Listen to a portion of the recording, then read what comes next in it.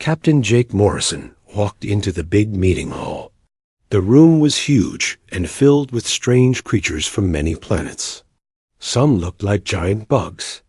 Others had many arms like sea creatures. A few looked like walking crystals that glowed. In the light, Jake felt nervous but tried not to show it. He had come here to warn everyone about something terrible, something that could kill every living thing in the galaxy. But he knew most of these aliens would not believe him. The human team stood together near the front of the room. Dr. Lisa Hayes carried a small computer that held all their research. Commander Rick Patterson wore his best uniform. They all knew. This might be their only chance to save billions of lives. Not an alien with many tentacles started laughing. The sound was like bubbles popping underwater. "Look at the young humans," it said. "They think they know about dangers we cannot see. Humans have only been in space for 200 years. We have been exploring the stars for thousands." Jake stepped up to speak. "We found something beyond our borders. Something that eats entire worlds. We are not asking for your ships or soldiers. We just want you to move your people away from the outer edge of the galaxy." The alien creatures made many different sounds. Some clicked like insects. Others hummed like machines. Most of them seemed to think the humans were being silly. An old crystal being raised its hand.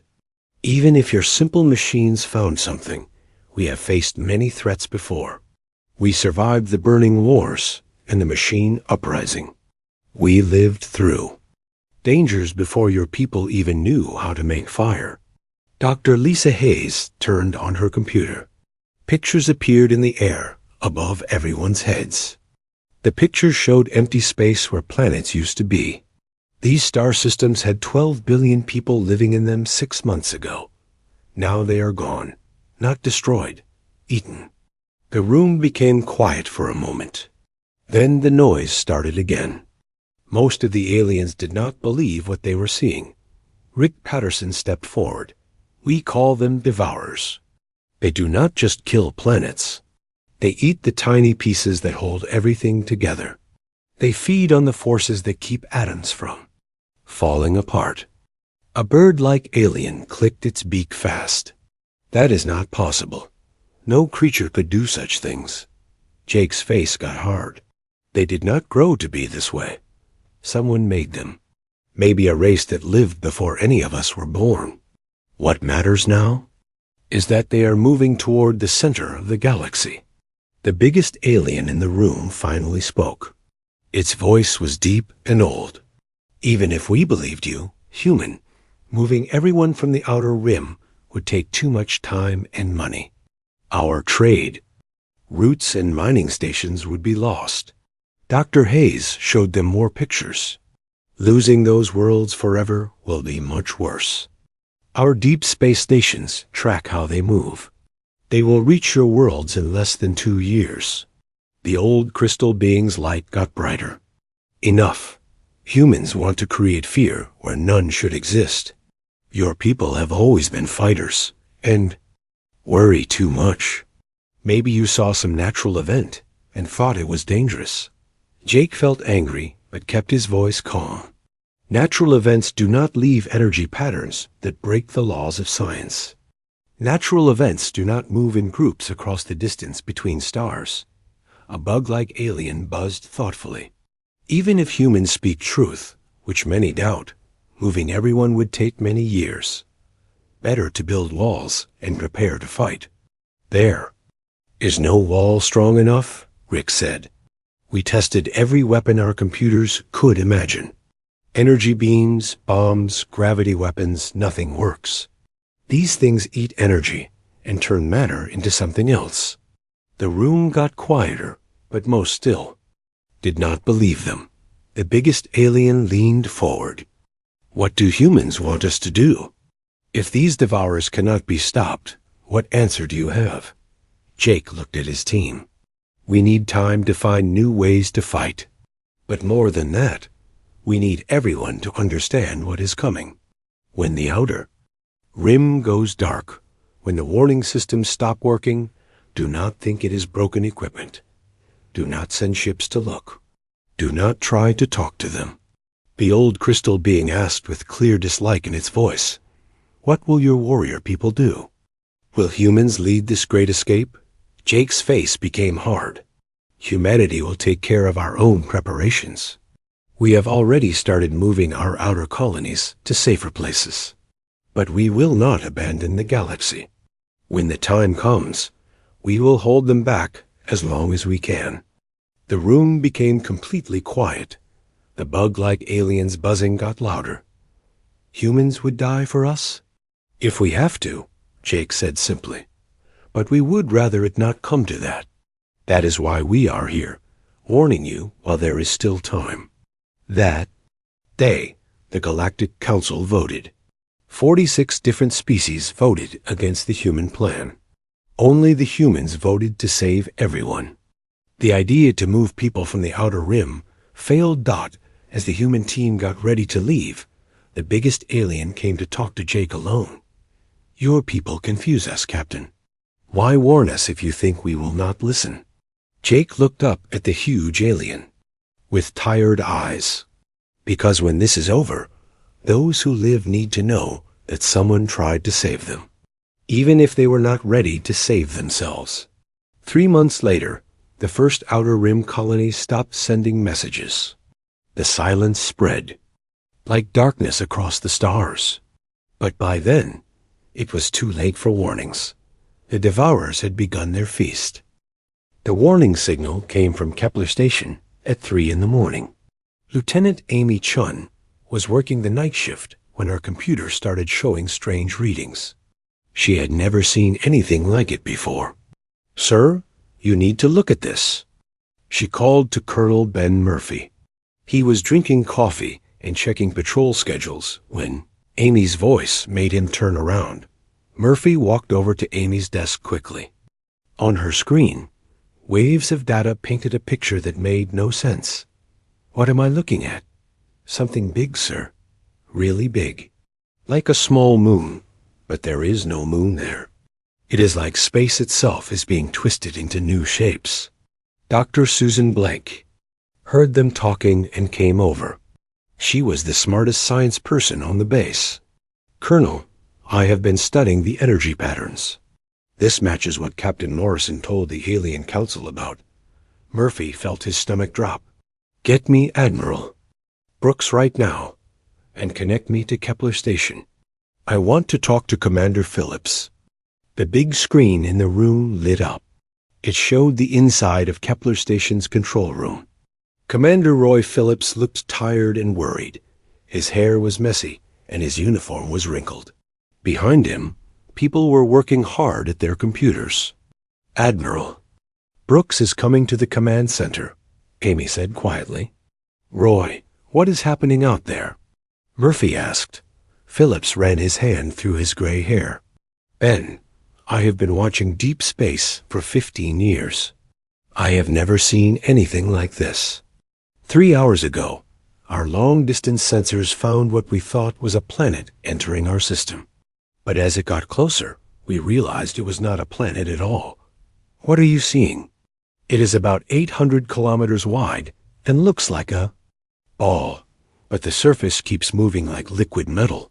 Except our tests show it is not metal at all. It is not even normal matter." Dr. Blake moved closer to the speaker. "Commander, are you picking up any radio signals? Any attempt to talk to you?" "That is the strange part, Doctor. It is not sending out anything we can understand as communication, but it is doing something to space around it. Our gravity sensors are going crazy. It is like reality itself is being changed near it." Admiral Janet Brooks walked into the command center. Her face was serious and worried. "Colonel Murphy, give me a report." "Admiral, we have confirmation of the first Devourer sighting. Kepler Station has made contact." Brooks took control of the communication system. "Commander Phillips, this is Admiral Brooks. Start moving your people out right now." "How many crew do you have?" 47 people, Admiral. "But if we leave now, we will lose our best chance to study this thing. The information we are getting could help us find ways to fight them. Roy, Murphy said, remember what Morrison said, there is no way to fight these things.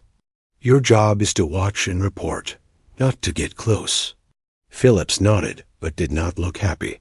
Understood. But Admiral, there is something else. This thing is not moving randomly. It is heading straight for Procyon Colony. 2 million people live there, Admiral. The command center became very quiet. Procyon was one of humanity's oldest colonies.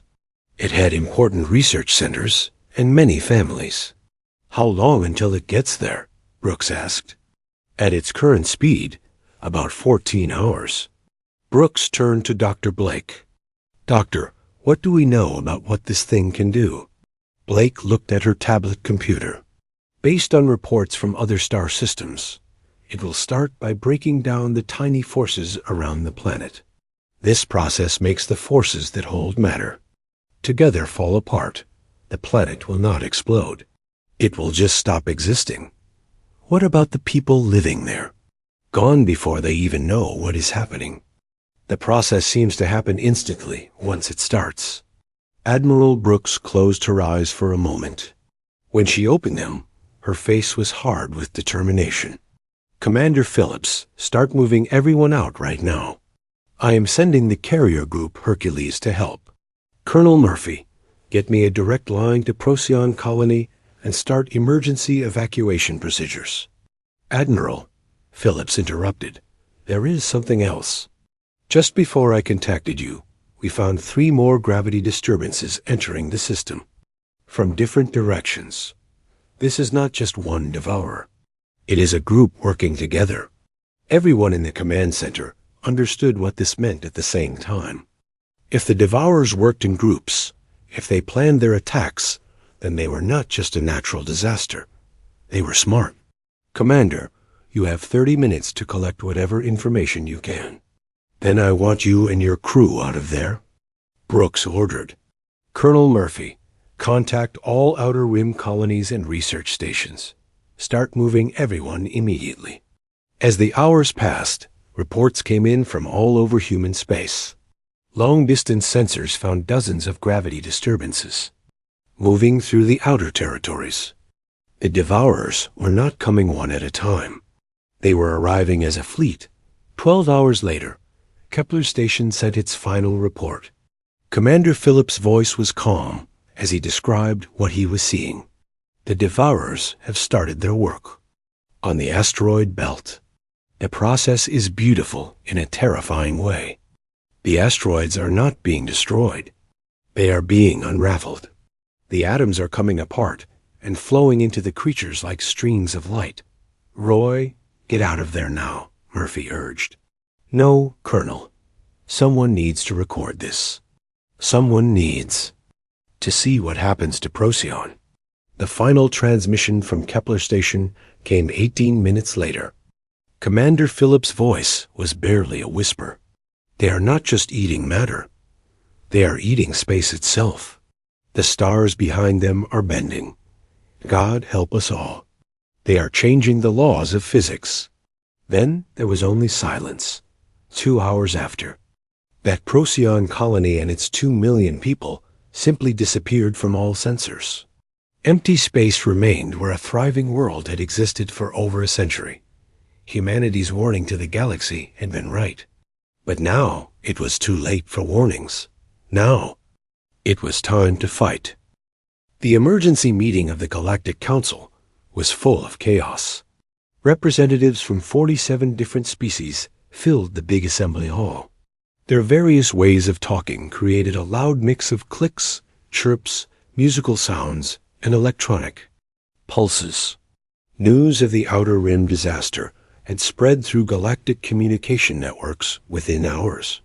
Elder, Vex of the Crystal People, stood at the central speaking platform. His crystal body broke the chamber's lights into rainbow patterns. Order. We must have order. His voice was translated into dozens of languages at the same time. The biggest alien in the chamber spoke with a voice that carried the weight of thousands of years. The humans were right. Our deep space watching stations confirmed the destruction of 17 star systems in the past 3 days. Not conquered, erased. The bug-like aliens buzzing became more upset. Impossible that such small mammals could predict what elder species could not. Captain Jake Morrison stood in the human section.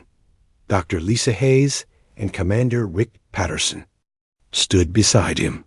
Unlike their last visit 3 months ago, the humans now wore full military uniforms. Their faces showed the strain of organizing the biggest evacuation in human history. The question is no longer whether the threat exists, Morrison said, his voice cutting through the noise. The question is what we are going to do about it. The tentacled aliens' arms moved in distress. Our colonies in the Andromeda sector have gone silent. 3 billion citizens gone without a trace. Our fastest ships cannot reach them in time to investigate. There is nothing to investigate, Dr. Hayes said, turning on a display that showed pictures in the air. This is footage from our deep space watching station before it was destroyed. The image showed the familiar ball of liquid darkness. Now, the assembly could see it moving. Space around the creature seemed to fold and twist. Stars shifted position as the basic rules of physics were broken. It is not just eating matter, Hayes continued. It is eating the underlying structure of reality itself. Our scientists think these creatures exist partly outside our dimension. Elder Vex's crystal body flickered with worry. If this is true, then normal defenses are useless. Energy weapons need stable physics to work. Even our most advanced technology depends on consistent natural laws.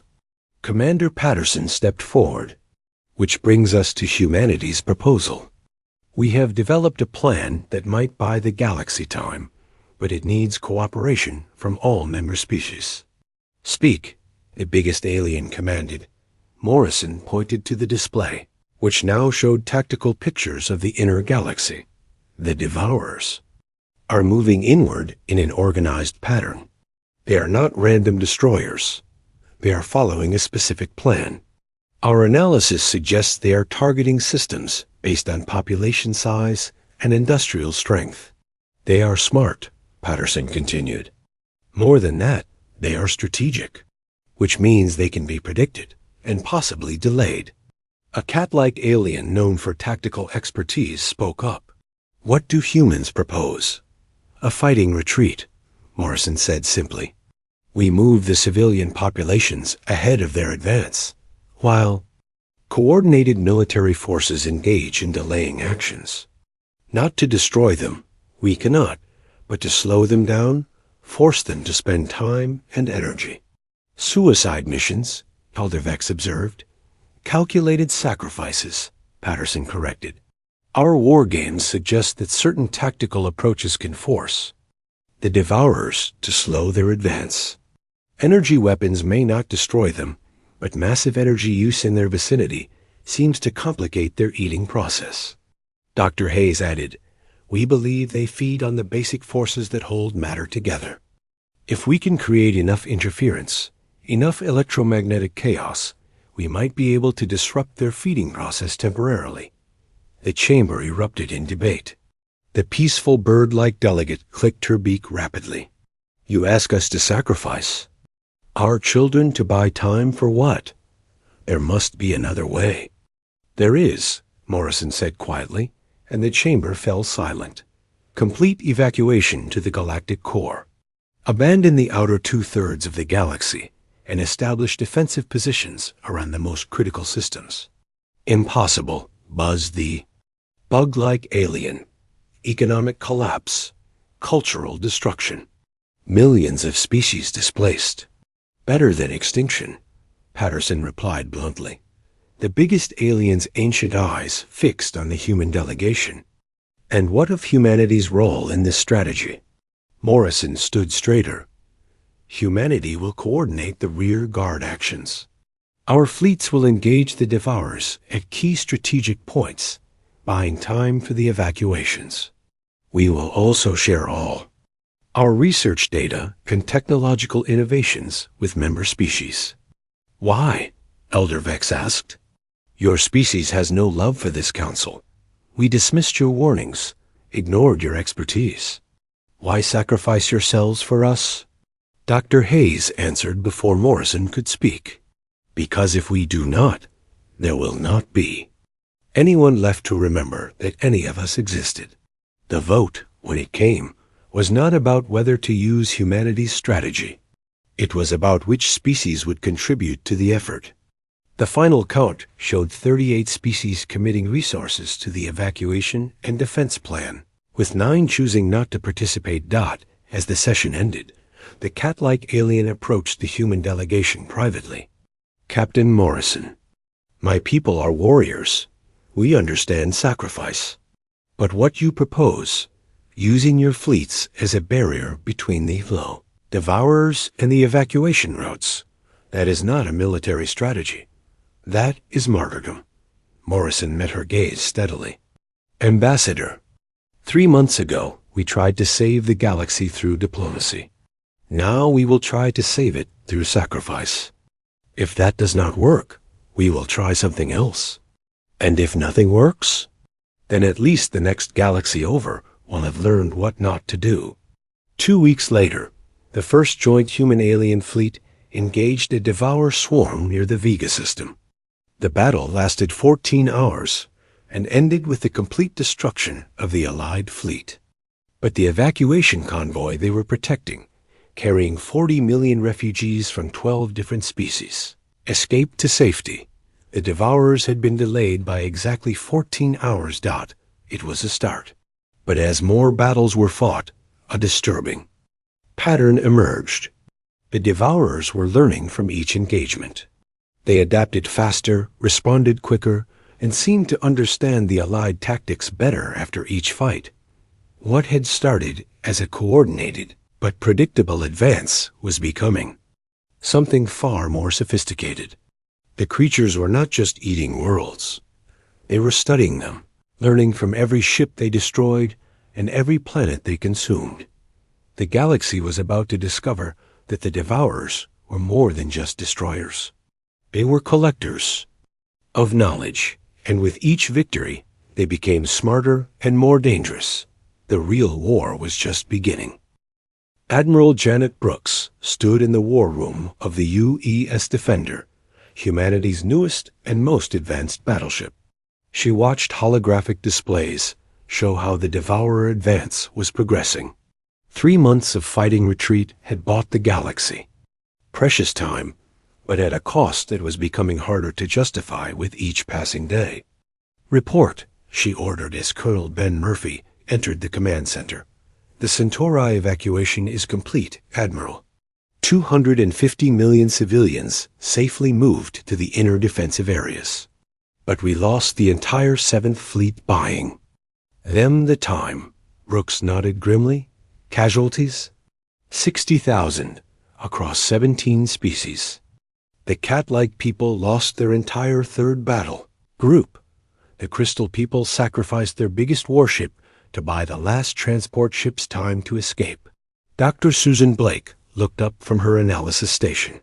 Admiral, I have been studying the combat reports from all battles. The Devourers are adapting. Each battle, they respond more quickly to our tactics. They are learning. Learning what? How to kill us more efficiently. The tactical display updated, showing new Devourer movements throughout the galaxy. What had started as a coordinated but predictable advance was becoming something far more sophisticated. Lieutenant Amy Chun called from the communications station. Admiral, we are receiving a priority transmission from Earth Command. Admiral, Morrison requests immediate conference. The main screen activated, showing Captain Jake Morrison in what appeared to be a bunker deep underground.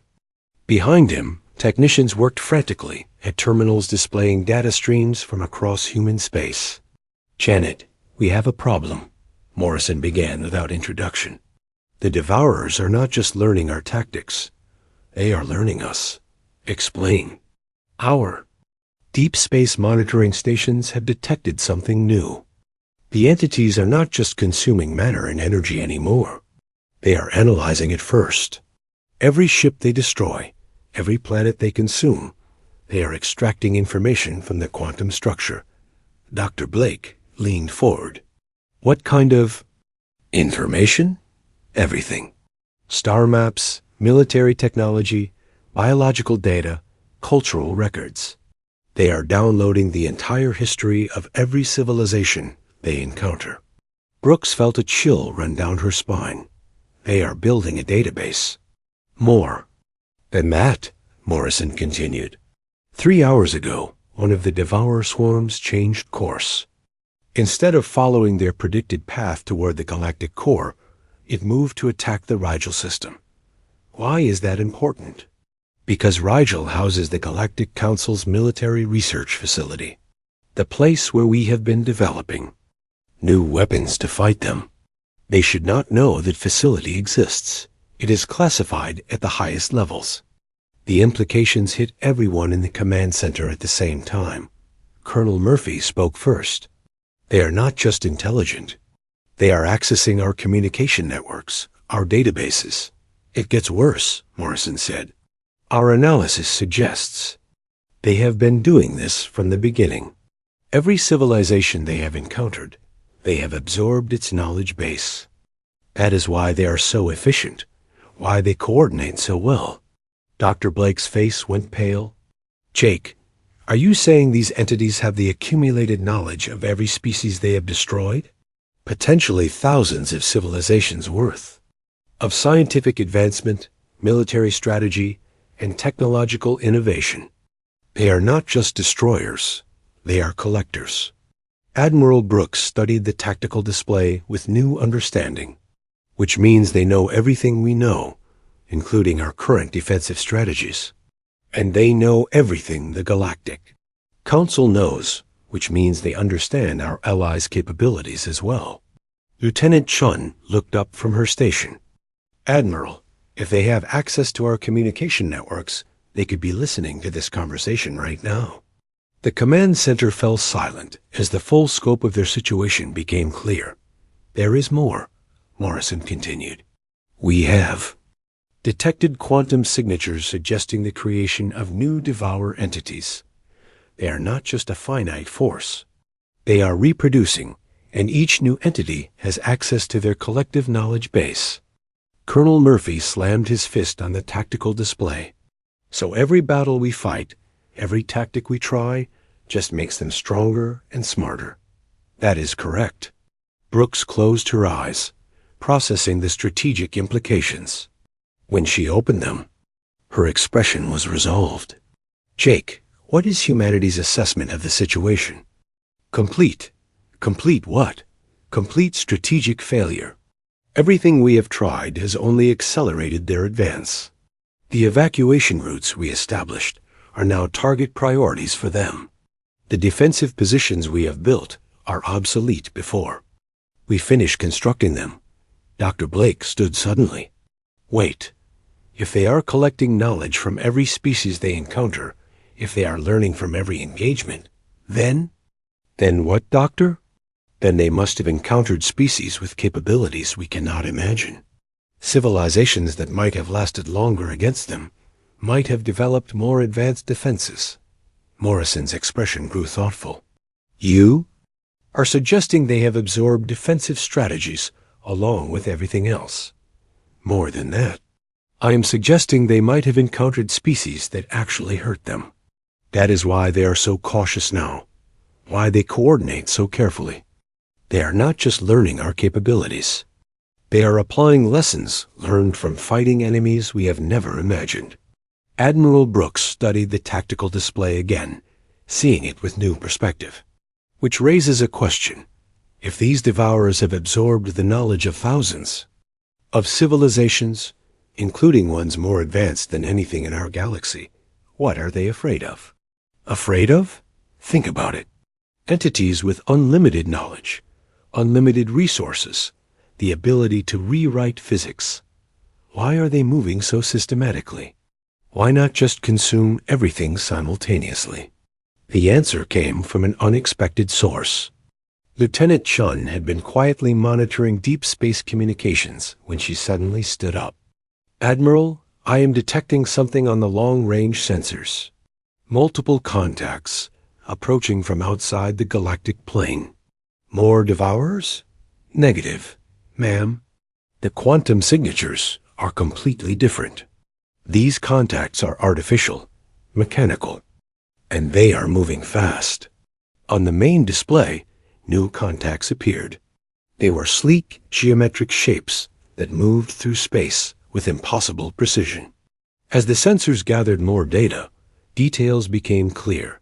Ships, but unlike anything any known species had ever built. "Admiral," Chen continued, her voice hushed with awe, "these ships are larger than anything in our fleet, and there are thousands of them." Morrison's voice came through the communicator with a mix of hope and terror. "Janet, our deep space monitors are showing the same thing. Unknown fleet, approaching the Devourer positions from multiple vectors. First contact protocols? Already tried. No response to any communication attempts. But Admiral ... Morrison paused. They are not heading for us. They are heading directly for the Devourers." As they watched, the first elements of the unknown fleet engaged the Devourer swarms. What followed was not a battle. It was an extermination. The geometric ships fired weapons that did not just destroy the Devourers. They unmade them, reducing the entities to component quantum particles. Within hours, the threat that had consumed dozens of star systems and threatened the entire galaxy was eliminated. But as Admiral Brooks watched the unknown fleet turn its attention toward inhabited systems, a new and terrifying understanding emerged. The Devourers had not been the Ophia galaxy's destroyers. They had been its warning system. The real monsters had finally arrived. The aftermath of the Devourer War left the galaxy forever changed, but not in the way anyone had expected. The mysterious geometric ships that had eliminated the Devourer swarms now held position throughout the galaxy. Their intentions were unclear, but their capabilities were undeniable. Admiral Janet Brooks stood in the emergency command center established in the Luna City bunkers. She was surrounded by representatives from every major species. The Galactic Council had effectively dissolved in the chaos, following the arrival of what humans had designated as the architects, the builders of the geometric fleet. "Report from our long-range sensors," announced Dr. Susan Blake, her voice strained from weeks of constant analysis. "The architect ships have established control grids around every inhabited system. They are not attacking, but they are also not responding to any communication attempts." Captain Jake Morrison, now serving as Earth's military coordinator, pointed to the holographic display showing the current galactic situation. "We have identified patterns in their behavior. They seem to be cataloging. Every planet, every species, every piece of technology is being systematically analyzed." Elder Vex of the Crystal People, one of the few alien representatives still on Earth, spoke with his characteristic crystalline resonance. "Our historians have found references to similar entities in our most ancient records. Beings that appear periodically throughout galactic history, always following periods of rapid technological advancement." "What do the records say happened?" asked Colonel Ben Murphy. "The civilizations that recorded their arrival no longer exist." The command center fell silent as the implication sank in. The cat-like alien ambassador, her features tense with worry, spoke next. "Our intelligence networks have detected movement patterns. The architect ships are not just observing. They are preparing." "Preparing for what?" "Unknown. But based on their positioning and the energy signatures our sensors detect, they are building something. Something massive." Dr. Blake activated a new section of the display, showing quantum resonance patterns from across the galaxy. "We have been analyzing the energy signatures from their construction activities. The pattern matches theoretical models for large-scale reality manipulation, the same type of physics-bending effects we saw from the Devourers, but orders of magnitude more sophisticated. Morrison studied the data with growing concern. They are not just advanced technology users. They are reality architects. They can literally rewrite the fundamental laws of physics in localized areas. Which brings us to the critical question. Admiral Brooks said, "Are they here to help, to harm, or something else entirely?" The answer came sooner than expected. Lieutenant Amy Chun, monitoring communication channels, suddenly looked up with alarm. "Admiral, we are receiving a transmission. It is coming from every architect ship simultaneously, on all frequencies. Put it through." The voice that filled the command center was neither mechanical nor organic. It was something entirely alien, a harmonic resonance that seemed to speak directly to their minds rather than their ears. "Biological entities of this galaxy, you have been assessed. Your development trajectory has been analyzed. Your species have achieved technological threshold requiring intervention." Admiral Brooks stepped forward. "This is Admiral Brooks of the Human Defense Force. We seek dialogue with your representatives. Dialogue is unnecessary. Assessment is complete. This galaxy has developed beyond sustainable parameters. Correction protocols will commence." "What do you mean by correction protocols?" Morrison demanded. "Biological intelligence invariably leads to exponential resource consumption and dimensional instability. Your species have developed quantum manipulation capabilities without corresponding wisdom limitations. This pattern has been observed across 17 million galactic cycles." Dr. Blake's face went pale.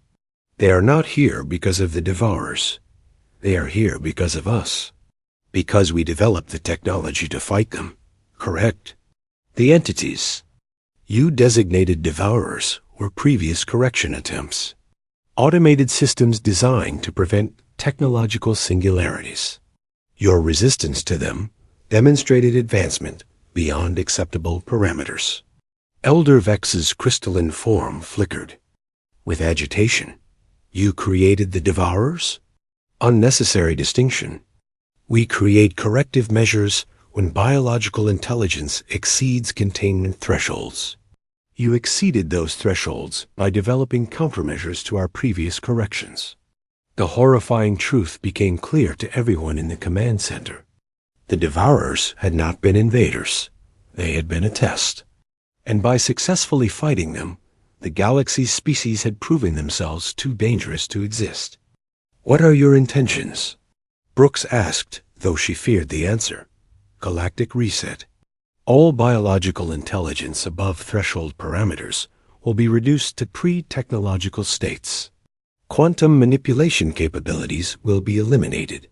Development will be guided along approved pathways. And if we refuse? Refusal is impossible. Correction has begun." The display screens around the command center lit up with reports from across human space. Architect ships were moving toward inhabited worlds. Their intent now clear, Morrison activated the emergency communication network. "All human colonies, all allied species, implement Protocol Omega immediately."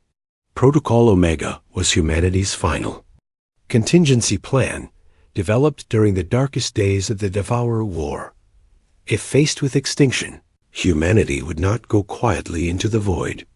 "Admiral," Colonel Murphy said grimly, "Protocol Omega will require complete commitment. Every ship, every weapon, every person." "I know what it requires, Colonel." The cat-like alien stepped forward. "Admiral Brooks, my people pledge our remaining fleets to this final action." Elder Vex's crystalline form brightened. The crystal. People stand with humanity.